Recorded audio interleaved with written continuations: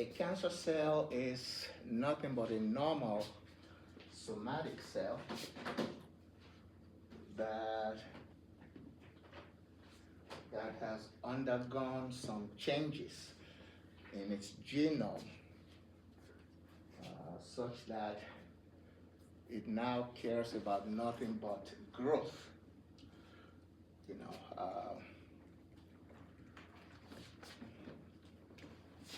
it would develop the angiogenetic property. That's how it can metastasize, that is, move to other parts of the body. And that's how it also gets nutrients from the normal cells. And it becomes evasive. In other words, it can evade the normal defense mechanism of the body. Yeah. So, and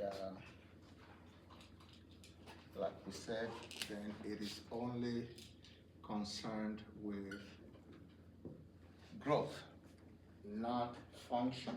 Okay. So it's less concerned with function. It's just concerned with growth. Okay. Since it is a normal somatic cell, or it was before it became cancerous, it follows your normal cell cycle.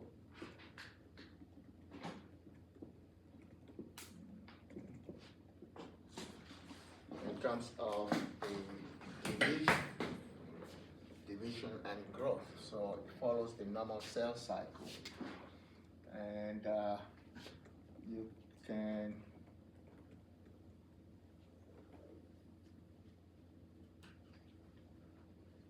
have like a resting stage. That is a cell that is in the resting stage. That is usually referred to as a G0 cell. It's not ready to divide yet. But once it gets ready to divide, then it moves into the S phase, which refers to synthetic stage, and that's when it is synthesizing your DNA and all that, and all the internal genome. And from that S phase or S stage, then it goes to your pre-mitotic phase.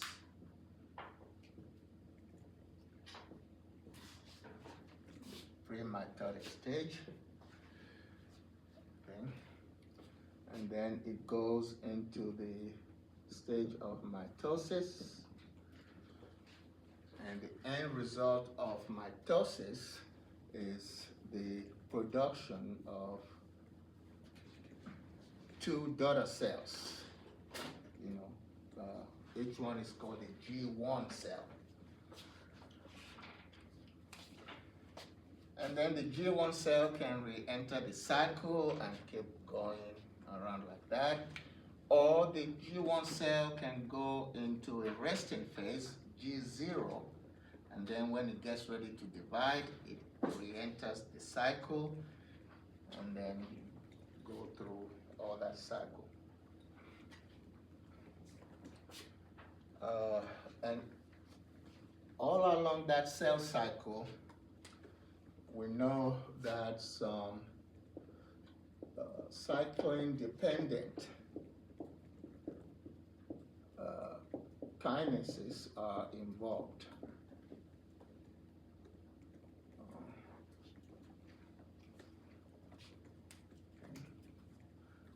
cyclin-dependent kinases are involved in that whole cycle.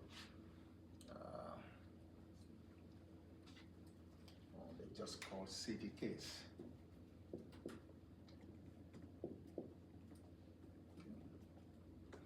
Particularly CDK4 and CDK6. So you do have drugs that inhibit CDK4 and CDK6. Okay, so you can divide your anti-cancer cells in a very, very broad sense if you just use the cell cycle. You have drugs that are cell cycle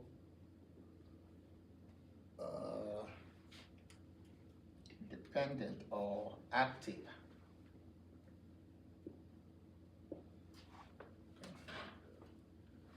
The cell cycle agents, that is the ones that work at a particular within this stage in the cell cycle, are called cell cycle specific.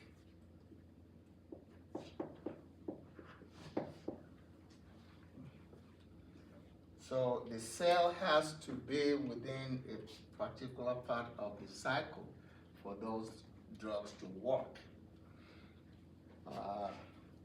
For instance, your antimetabolites, 5-FU, methotrexate, all of those are considered to be cell cycle specific. And there are some that are cell cycle non-specific. All your alkylating agents and all your antibiotics that are used in cancer are cell cycle non-specific. And the difference is this: when a drug is cell cycle non-specific, it means that the drug would work on the cancer cell regardless of what part of that cell cycle the cancer cell is. And so for cell cycle non-specific drugs, you always see a large dose given, so you just give one huge dose because the drug does not need to wait for the cell to be at a particular part of the cell cycle. So you always see one large bolus or large dose given because it can work regardless of the part of the cell cycle that the cancer cell is. But for cell cycle specific agents, you use intermittent doses because you have to wait for other cancer cells to get to that particular stage where the drug works. So they are cell cycle specific. And then you have some that are cell cycle stage specific.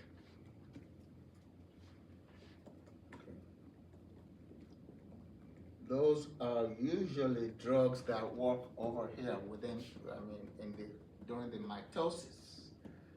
So they work usually at the microtubular level.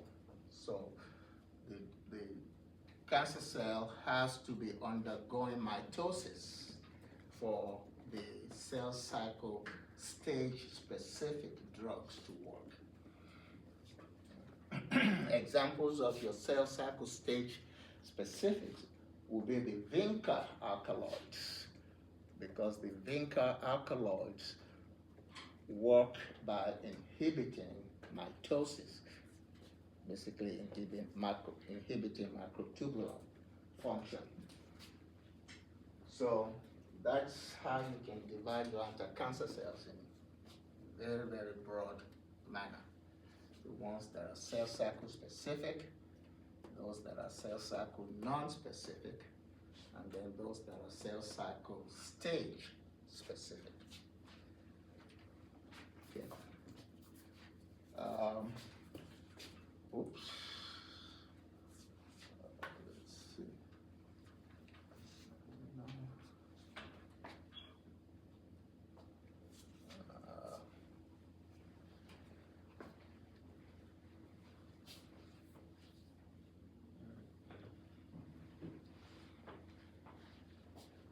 Let me see if I can get that one.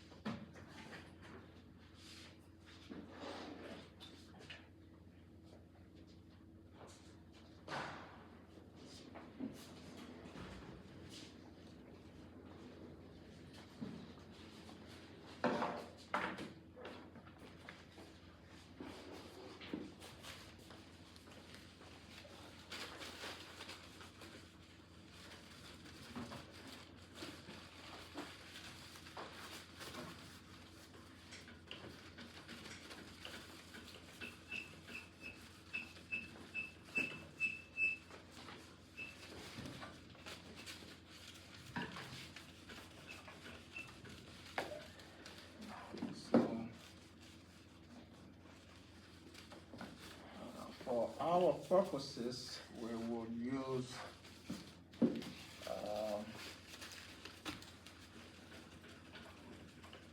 the functional classification.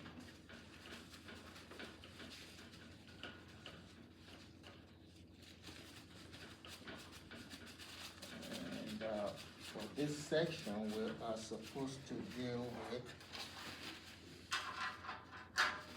the alkylating agents.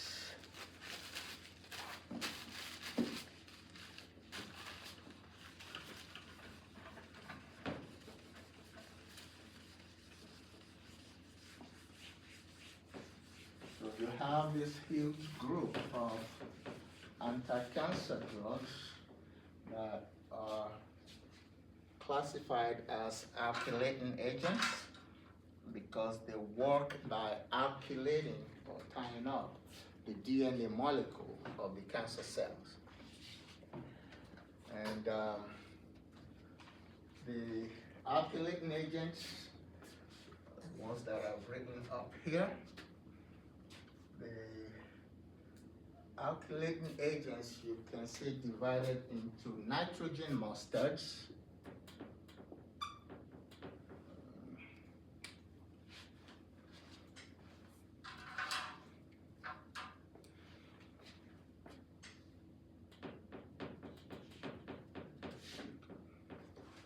nitrogen mustards. The nitrogen mustards will be number 1 to number 6. Those are the nitrogen mustards. The original nitrogen mustard, and it is still referred to today as just nitrogen mustard, is meclorethamine. That was the original nitrogen mustard. But of course, you have better drugs that are used today. And then, apart from the nitrogen mustards, you have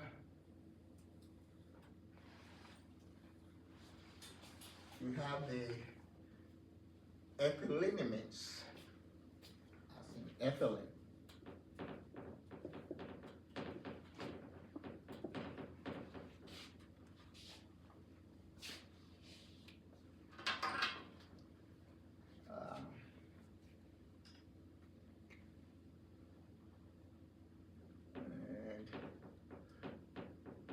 Methylmelamines. Those are usually taken together, ethylenimines and methylmelamines. drugs that are in that subgroup are tryptamine, hexamethylmelamine, and thiotepa. And then you have this drug busulfan that is in a subgroup by itself, and it is an alkyl sulfonate.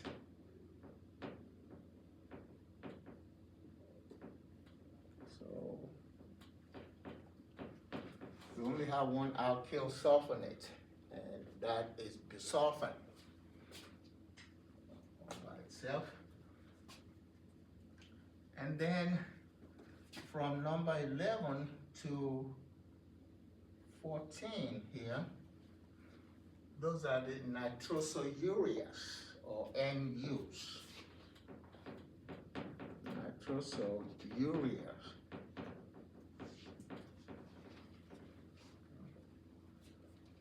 NUs. Sometimes you can see them as BCNU, CCNU, and methyl CCNU. BCNU, and then CCNU. The NU standing for nitrosoureas. And then your methyl CCNU. And then, of course, you have streptozotocin by itself. Okay. And then the last subgroup of the alkylating agents is your drug that is called DITIC or dacarbazine. That is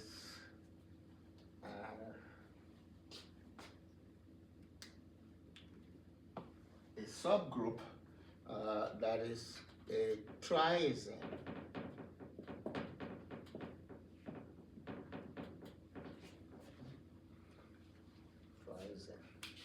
So those are the alkylating agents, and they're divided up into subgroups because they do different things. So for the alkylating agents overall, the drug that we'll use as a representative agent is cyclophosphamide. And so before we get into cyclophosphamide, we will say a thing or two about these other agents. Just essentially to highlight their indications. What are they used for? So if we look at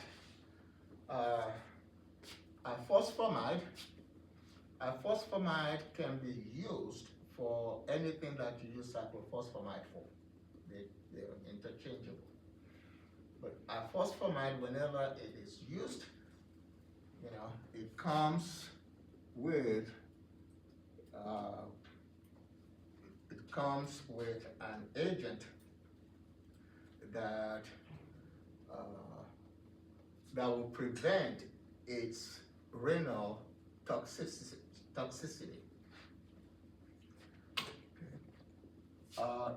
Meclorithamine is mainly just used for Hodgkin's lymphoma. So basically, whatever the indications of cyclophosphamide are, those would also be the indications of phosphamide, and we will deal with cyclophosphamide. Meclorithamine, if it's used at all today, because you seldom see it used, it will be for Hodgkin's lymphoma. Okay.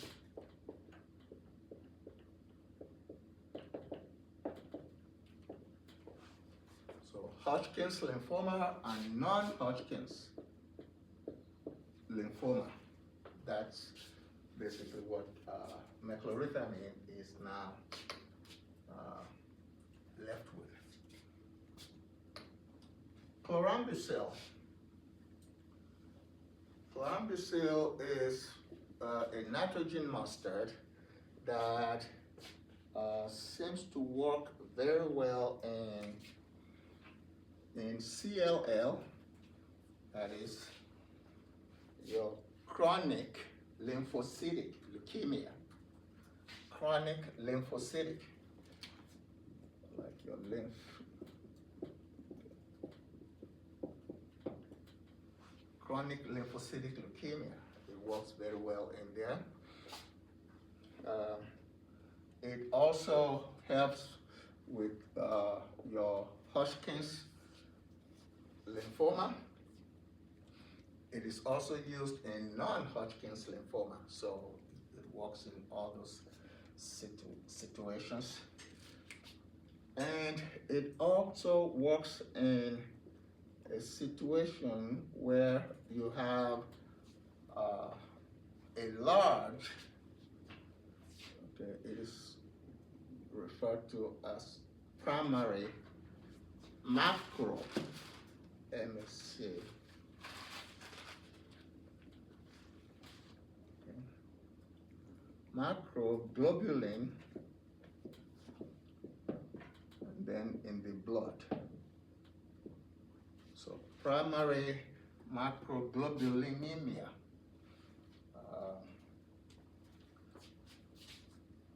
You can use chlorambucil for that condition. Melphalan is used in ovarian cancer. It is used in breast cancer, and it is also used in multiple myeloma. And we'll talk more about multiple myeloma. So multiple myeloma, ovarian cancer, and breast cancer. Those are the three main indications for your Melphalan. Yondelis. Yondelis is used for liposarcoma.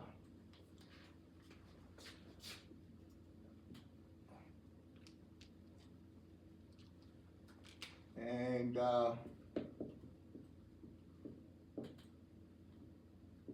that is one of your so-called soft tissue sarcomas. So it's used for liposarcoma, and it also works in leiomyosarcoma. Okay. Of course, if you break that down,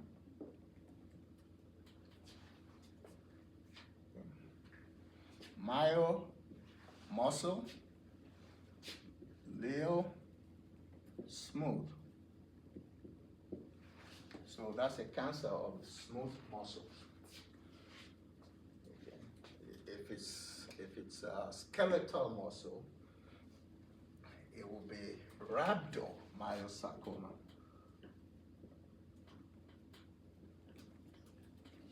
Rhabdo is referring to skeletal.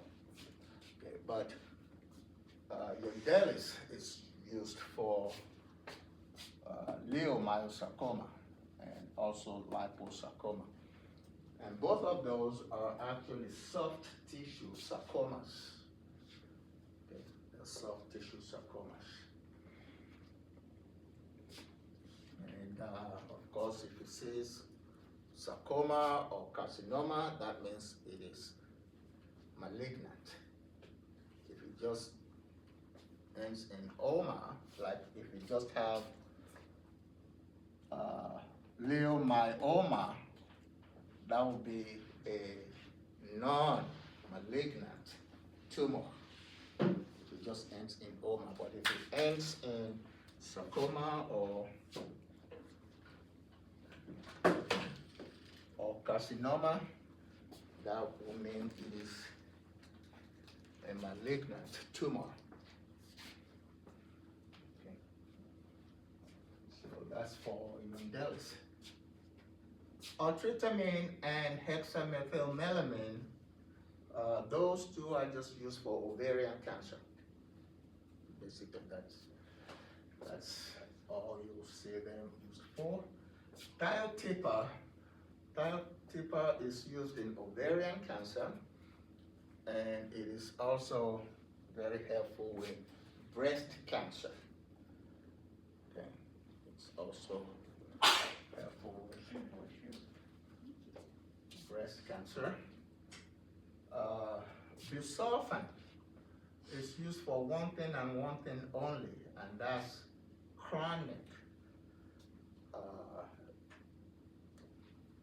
Well, we can say leukemia, but the full disease condition that it is used for is CGL, to differentiate the type of cell. So chronic granulocytic, granulocytic leukemia, which means a leukemia of the granulocytes. Okay. And which ones are your granulocytes?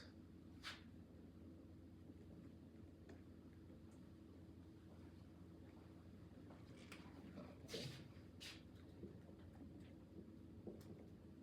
The granulocytes are your band cells, basophils, eosinophils, and the neutrophils.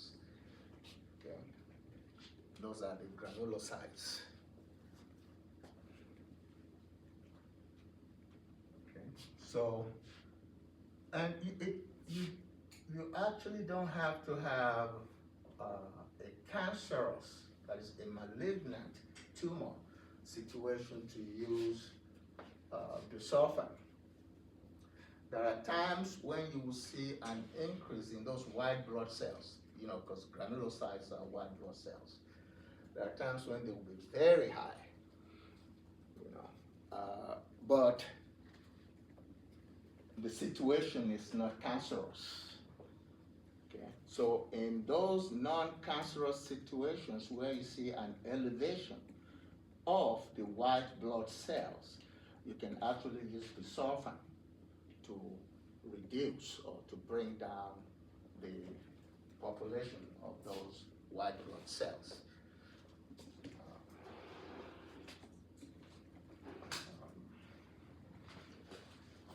Another drug that you can use in that situation is hydroxyurea.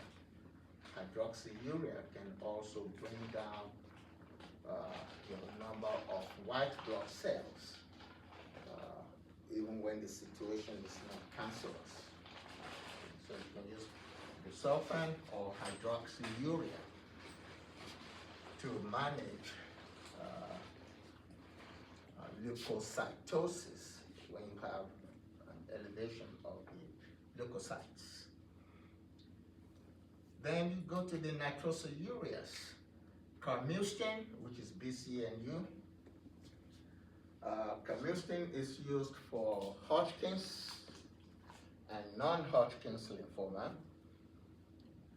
and it is also effective in the management of brain tumors. Okay. Brain tumors are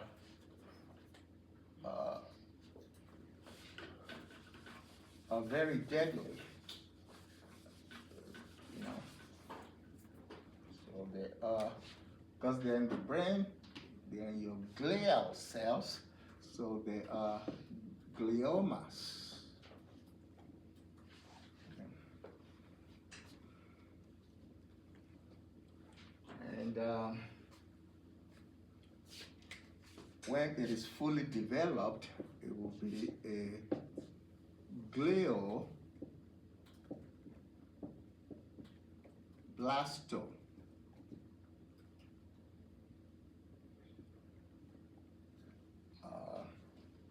Sarcoma. So those brain tumors very, very deadly. There, even if it ends in OMA, there's no such a thing as non-cancerous brain tumor. Once you have glioma, you know, chances are that it would be malignant, really be cancerous.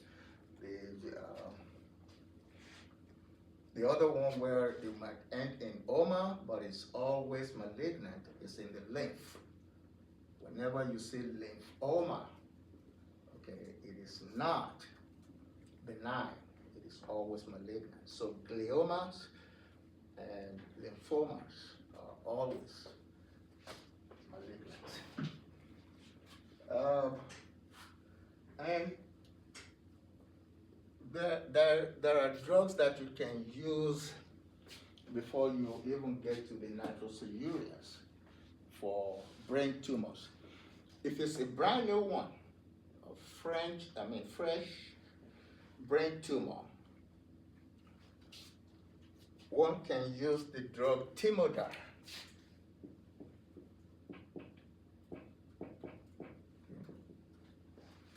Timodar can be used for a brand new or an initial brain tumor.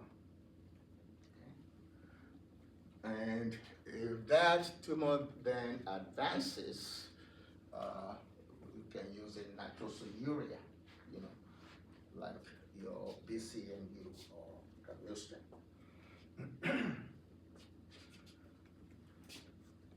Okay. Now, apart from the brain tumors, so we've talked about Hodgkin's and non-Hodgkin's lymphomas, and then your glioblastoma or brain tumors. You can also use BCNU for multiple myeloma. It works in multiple myeloma, and it also works in skin cancer. Okay. So